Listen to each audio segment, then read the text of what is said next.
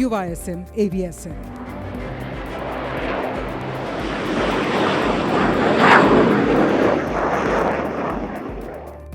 ಬೆಂಗಳೂರಿನಲ್ಲಿ ಇಂದಿನಿಂದ ಆರಂಭವಾಗಿರುವ 5 ದಿನಗಳ ವೈಮಾನಿಕ ಪ್ರದರ್ಶನ ಏರೋ ಇಂಡಿಯಾದ 15ನೇ ಆವೃತ್ತಿಗೆ ವಿದ್ಯುಕ್ತ ಚಾಲನೆ ದೊರೆಯಿತು.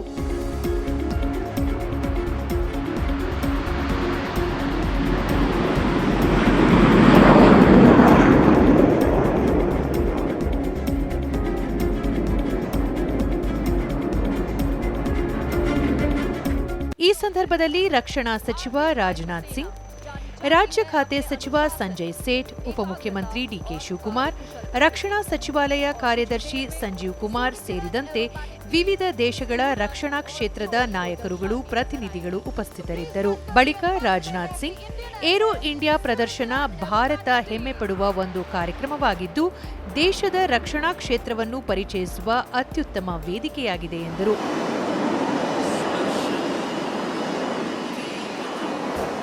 ಭಾರತದ ಪ್ರಯಾಗ್ರಾಜ್ನಲ್ಲಿ ಮಹಾಕುಂಭಮೇಳ ನಡೆಯುತ್ತಿದ್ದು ಧಾರ್ಮಿಕತೆಯ ಪ್ರತೀಕವಾಗಿದ್ದರೆ ಏರೋ ಇಂಡಿಯಾ ಮತ್ತೊಂದು ಮಹಾಕುಂಭವಾಗಿದೆ.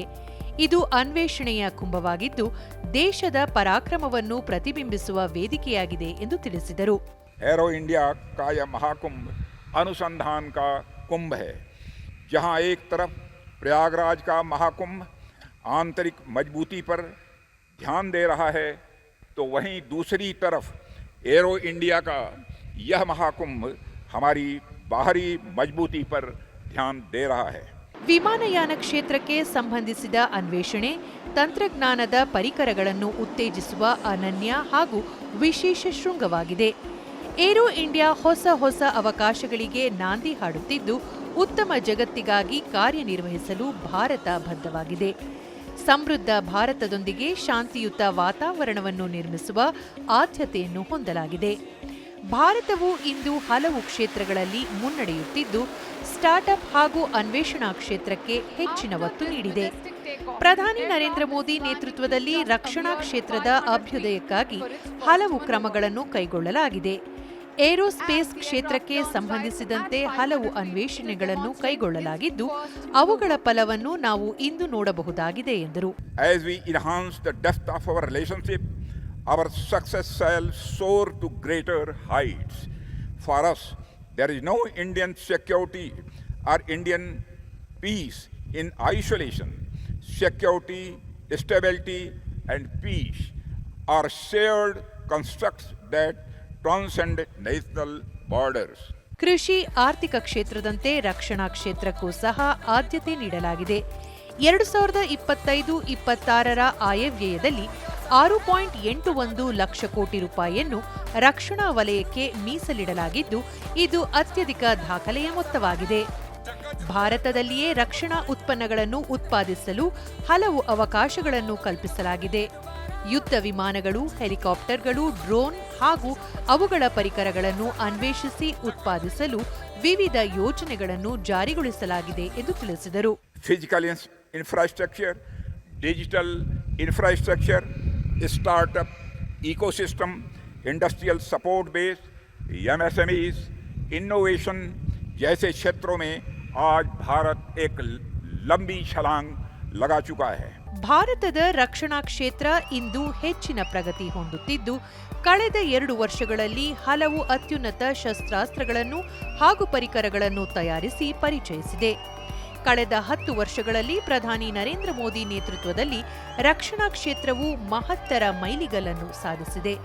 ಮುಂದಿನ ದಿನಗಳಲ್ಲಿ ಮತ್ತಷ್ಟು ಅನ್ವೇಷಣೆ ಕೈಗೊಳ್ಳುವ ಮೂಲಕ ದೇಶದ ರಕ್ಷಣಾ ಕ್ಷೇತ್ರವನ್ನು ಸದೃಢಗೊಳಿಸುವ ಕ್ರಮ ಕೈಗೊಳ್ಳಲಾಗಿದೆ ಎಂದರು. कई हाई टेक्नोलॉजी प्रोडक्ट्स जैसे Astra missile, new generation Akash missile, autonomous under water vehicle, unmanned surface vessel, Pinaka guided rocket. DK Shivakumar, aerospace ವಲಯಕ್ಕೆ ಕರ್ನಾಟಕವು 60% ಕೊಡುಗೆಯನ್ನು ನೀಡುತ್ತಿದೆ. ಬೆಂಗಳೂರು ಒಂದರಲ್ಲೇ 1.5 ಲಕ್ಷಕ್ಕೂ ಹೆಚ್ಚು ಮಂದಿ ಉದ್ಯೋಗದಾತರಾಗಿದ್ದಾರೆ. ಜಾಗತಿಕ ಮಟ್ಟದಲ್ಲಿ ಬೆಂಗಳೂರು ಏರೋಸ್ಪೇಸ್ ಉತ್ಪನ್ನಗಳಲ್ಲಿ 3ನೇ ಸ್ಥಾನ ಪಡೆದಿದೆ ಎಂದರು. Would like to emphasize that Karnataka is a home with more than 250 engineering colleges and various aerospace engineering technologies institutions are there. Bangalore nurtures the largest pool of aerospace talent in India. ಪರಿಸರ ಸ್ನೇಹಿ ಆಧಾರಿತ ಹಸಿರು ಉತ್ಪನ್ನಗಳಿಗೆ ಆದ್ಯತೆ ನೀಡಲಾಗಿದ್ದು, ಮಹಿಳಾ ಕೇಂದ್ರಿತ ಅಭಿವೃದ್ಧಿಗೆ ಒತ್ತು ನೀಡಲಾಗಿದೆ.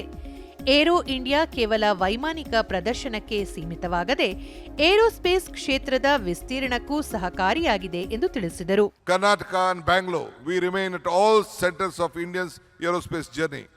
I extend my heartfelt congratulations to all the participants, exhibitors, organizers of Air India all through 2025. HAL ನಿರ್ಮಿತ ಹೆಲಿಕಾಪ್ಟರ್ಗಳು, ಸುಖೋಯ್ ಯುದ್ಧ ವಿಮಾನಗಳು ಸೇರಿದಂತೆ ವಿವಿಧ ಲೋಹದ ಹಕ್ಕಿಗಳ ಹಾರಾಟ ಕಣ್ಮನ ಸೆಳೆಯಿತು.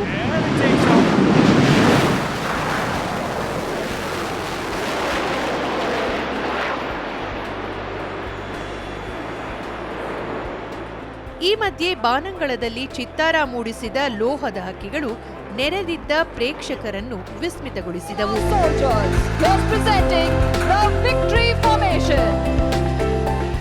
ವಿವಿಧ ದೇಶಗಳ ಪ್ರತಿನಿಧಿಗಳು ಪಾಲ್ಗೊಂಡಿದ್ದು 1,000ಕ್ಕೂ ಹೆಚ್ಚು ಪ್ರದರ್ಶನಕಾರರು ಭಾಗಿಯಾಗಿದ್ದಾರೆ.